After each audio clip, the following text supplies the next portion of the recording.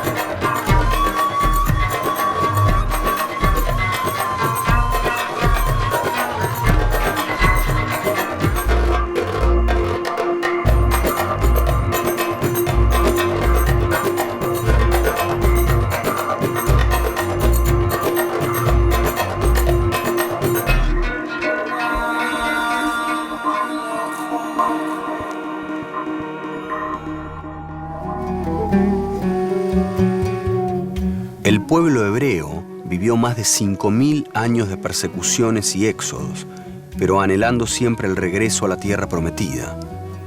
A fines del siglo XIX, muchos judíos de Europa Oriental empezaron a volver a la que alguna vez había sido la patria de sus ancestros. Pero el suelo que habían tenido que abandonar 2.000 años atrás estaba entonces habitado en su mayor parte por árabes. Mientras muchos soñaban con hacer fértil aquella tierra árida del Oriente Medio, el protectorado inglés que se había establecido allí en 1917 emitía primero declaraciones en favor de la creación de un Estado hebreo y luego restringía la inmigración judía. Aquellas restricciones continuaron incluso hasta 2 años después de terminada la Segunda Guerra Mundial, cuando el horror de los campos de concentración en los que fueron aniquilados 6 millones de judíos todavía se respiraba en el aire. El mundo, finalmente, se rindió ante la evidencia. Ahí empezaron los alemanes a gritar "Raus, schnell", con las máquinas de matar. Y perros, los perros alemanes. Es la noche que yo vi de la última vez a toda mi familia. Solo quedé con los 2 hermanos. Me tomaron a Auschwitz I. Salimos afuera desnudos y después nos metimos y cada uno de nosotros tomó un número. El número que tengo yo a mi brazo es 115003. Mi hermano el grande 002, yo 03 y el soldado que era Samuel 04. Después quedé yo solo y tenía 15 y medio, 16. Estaba yendo por 16.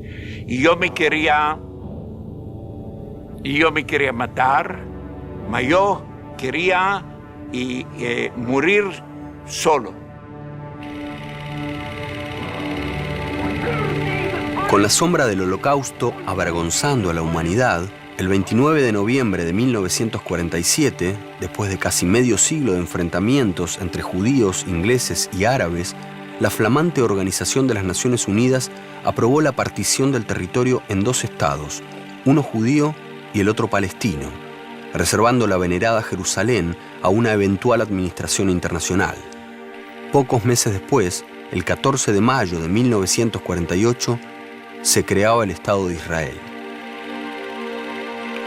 Llegué el 3 de agosto del año 48, que fue durante la Guerra de la Independencia, que ya estaba en su auge. Había mucha pobreza, habían llegado cantidades de sobrevivientes del Holocausto, que llegaron sin nada. Nos ubicamos en carpas y empezamos todo de la nada, de la colina y de la tierra. No había nada, ni un pasto verde, ¿no? Dentro de todo lo que levantamos, fuimos los últimos que entramos a una casa de madera, no una casa de madera, pero demoró mucho hasta que yo me casé en el interín y seguí viviendo en la carpa con mi marido. Yo me siento orgullosa de que fui parte de una creación. Eso es lo que siento. Yo mío, de todos nosotros. Que fui parte de, yo pienso, realmente hicimos algo, si bien no había nada. La tierra a la que llegaban los inmigrantes judíos era un espacio de fronteras difusas que habían cambiado una y otra vez desde los tiempos bíblicos de David y Salomón.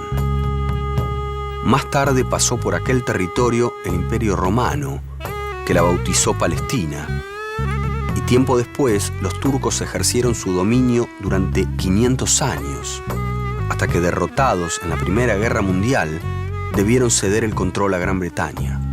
Israel debía ocupar inicialmente el territorio establecido por las Naciones Unidas, pero la guerra declarada por los países árabes vecinos contra el recién proclamado Estado hebreo desdibujó una vez más el mapa de la región. Aquella guerra de 1948 volvió a cambiar las fronteras y dio inicio a una larga serie de conflictos bélicos. Actualmente, la creación del Estado palestino propuesto por la ONU se mantiene en suspenso y los límites del territorio siguen siendo zona caliente. Israel es una tierra de olivos en donde la paz parece ser el bien más escaso. Desde el año 2000, cuando estalló la Segunda Intifada, una revuelta popular palestina a golpe de piedras y atentados suicidas, el clima de tensión permanente en la región aumentó. La respuesta del gobierno israelí incluyó el trazado de un muro en torno de Cisjordania, una gran barrera de concreto de 700 kilómetros, de las que ya fueron levantados 400, mientras que el resto se encuentra en construcción. El muro es un monstruo, una serpiente de 700 y algo kilómetros de largo, de los cuales 400 han sido construidos hasta ahora y quedan 300 kilómetros abiertos, descampados. Meir es uruguayo. Vive en Israel desde hace más de 35 años y fue concejal de Jerusalén. Con él recorremos el tramo del muro que pasa por esta ciudad, que conoce desde todos sus ángulos. Estamos viendo la muralla, desde acá estamos a 1 kilómetro de la muralla. Cemento, 8 metros de alto. Estamos en la aldea de Abu Dis y está dividiendo, está cortando la aldea por la mitad. O sea, no es que de un lado es Israel y del otro es Palestina. De ambos lados de la muralla es Palestina. De ambos lados de la muralla viven palestinos, en su gran mayoría miembros de una misma familia, a veces padres de un lado, hijos del otro. Pero la muralla lo que les corta la posibilidad de tener este contacto directo entre ellos. No es que no pueden pasar, hay algunos portones por los cuales podrían pasar. Pero lo que antes lo hacían caminando en 5 minutos, ahora les puede llevar horas hasta que abren el portón o hasta que el soldado de turno se le antoja dejarlo pasar. Y esto es una de las cosas que producen una bronca muy profunda en los palestinos en general y en los de Jerusalén en particular. Esto es una de las cosas que les arruina a la gente la vida. El gobierno sostiene de que la Jerusalén oriental le pertenece a Israel. Y esos más o menos serían los límites de la Jerusalén oriental. Ahora, el problema es de que la gente que trazó los límites de la muralla no conocen la realidad cotidiana acá en esta zona.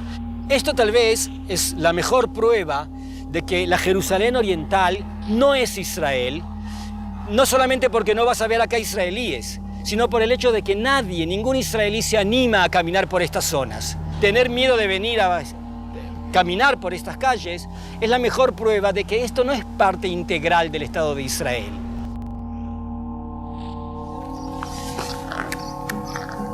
Bueno, esto te da una imagen de las proporciones. Aquí hay 8 metros de betón, de cemento armado. Y no solamente 8 metros, sino que de pronto en la punta te ponen ahí un alambre de púa, como si alguien acá pudiera trepar 8 metros para querer saltar de un lugar al otro. No tiene lógica, no tiene sentido, así como tantas cosas acá no tienen razón de ser. Chicos que en su debido momento vivían del otro lado y que venían acá a estudiar a colegios de este lado ya no pueden estudiar. Y mujeres que necesitan ir a hospitales, que están de este lado, ya no pueden ir. Y señores que trabajaban de este lado ahora ya no perdieron su lugar de trabajo. La furia, la bronca que hay de este lado de la muralla, o incluso de este lado, de gente que no puede visitar a sus padres, madres, hijos, familias, la bronca es tal por cada terrorista que teóricamente esta muralla podía haber frenado, ha producido acá 10 más.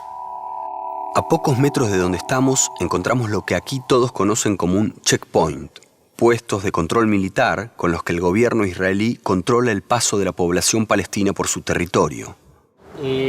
Este pequeño emplazamiento militar, el único objetivo que tiene es el de cuidar un pequeño asentamiento israelí que está acá atrás de esta puerta. Y entonces ahí donde hay asentamiento te ponen de pronto una puerta, te ponen soldados, está el jeep militar y todo el clima es un clima de militar acá. Mientras Meir nos explica lo que para él es inexplicable, la pareja de soldados de guardia controla los documentos de una familia palestina que intenta llegar a su casa. La imagen se repite decenas de veces por día. Un joven que vive a solo 100 metros del puesto de control nos cuenta cómo cambió su vida desde la construcción del muro.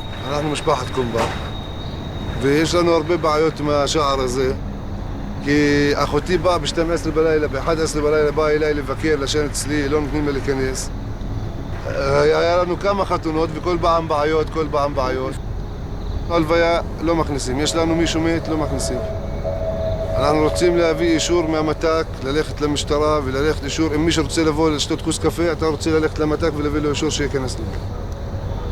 הם הבינו אוכל שלנו, של קמח או משהו, צריכים לפתוח אפילו הסגויות הסגורים. מישהו מהחיילים גם כן יכולים, צריך לפתוח את זה, לבדוק את זה. אנחנו לא מחסום בעזה או במשהו אחר. אנחנו פה בירושלים, במדינה. נולדנו בו. El gobierno israelí asegura que la construcción del muro era indispensable para frenar la ola de atentados que siguió al inicio de la segunda intifada.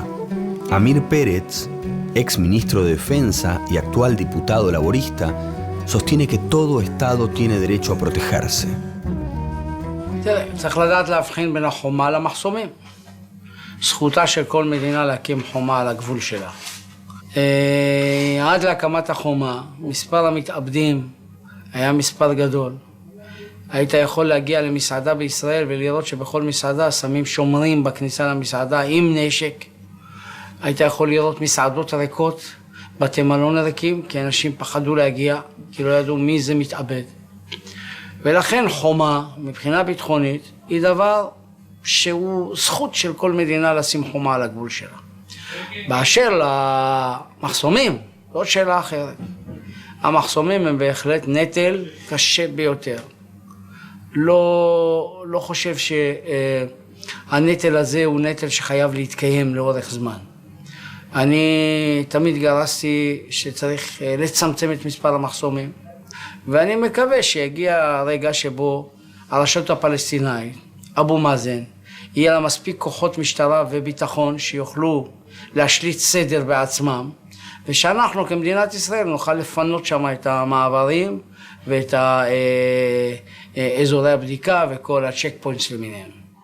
De los 7 millones de habitantes que viven en Israel, un 20% es árabe. Uno de ellos es el único ministro musulmán del gabinete israelí y sostiene la necesidad de un Estado palestino. ברגע שיהיה הסכם שלום מוסכם בין הפלסטינאים והערבים במדינת ישראל, לא יהיה צריך לא בחומה ולא בשום מחסום. ואנחנו חייבים להבטיח את המקומות הקדושים לטובת שלושת הדתות, כדי שישראל יהיה לה עצמאות וגבולות בטוחים וגבולות מוכרים. חייב להיות לצידה מדינה לפלסטינאים. ולכן כל הסדר הוא בטובת שני הצדדים, וכך צריך להיות. ואסור שהסכסוך יימשך עד לנצח.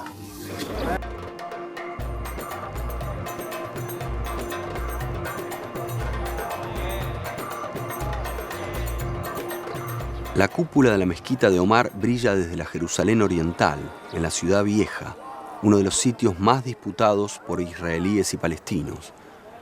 Entre esos muros milenarios se encuentran algunos de los símbolos más sagrados para judíos, musulmanes y cristianos, como el Muro de los Lamentos, la Iglesia del Santo Sepulcro y la explanada de las mezquitas. Mientras judíos de todo el mundo rezan frente al muro, en las calles del mercado árabe se escucha el griterío de turistas y comerciantes practicando una costumbre casi obligada, el regateo. La ciudad, en la que los barrios están divididos según el credo religioso, permite ver los puntos de contacto entre las culturas que se disputan esta tierra, pero también sus diferencias. Aquí se puede empezar a entender la complejidad de un conflicto en el que aún sangran las heridas de uno y otro lado.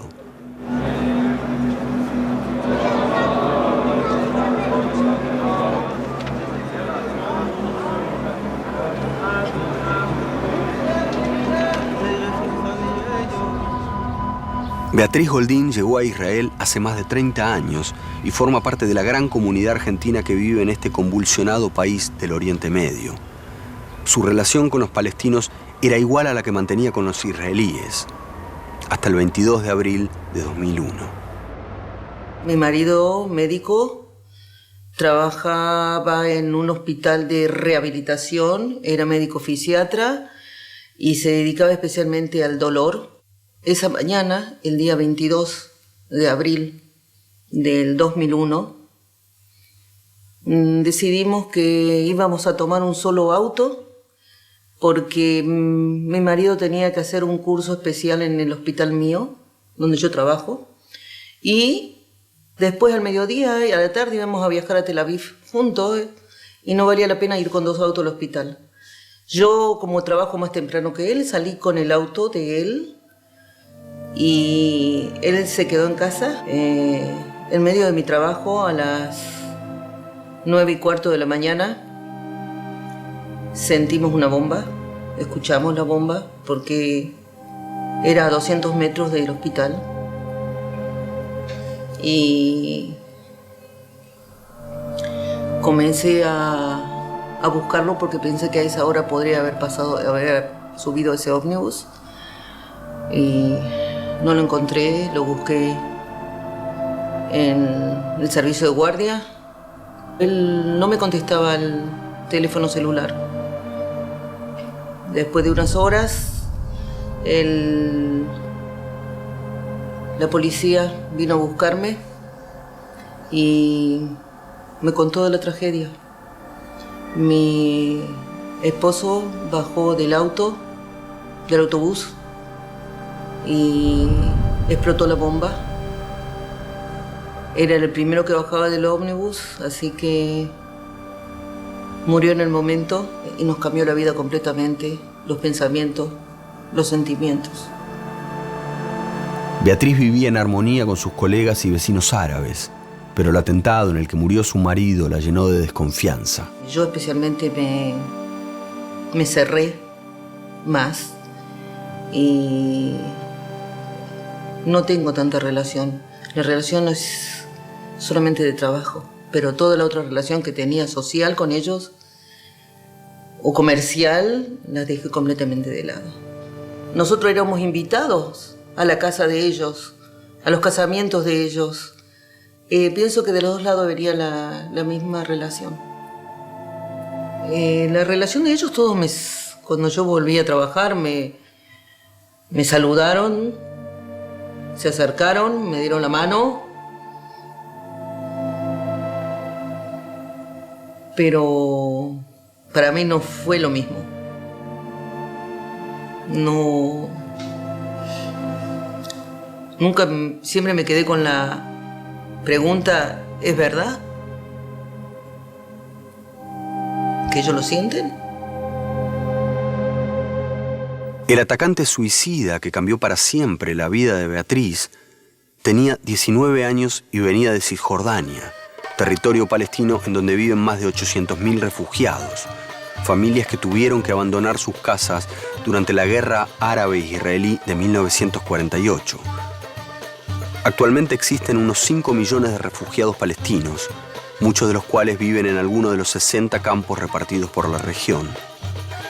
Uno de esos campos es el de Jalazón, al norte de la ciudad palestina de Ramalá, a solo 15 kilómetros de Jerusalén. Allí, el periodista palestino Ziad Darwish nos presenta a Ahmed Massoud y a su esposa, quienes viven en el campo desde hace 50 años.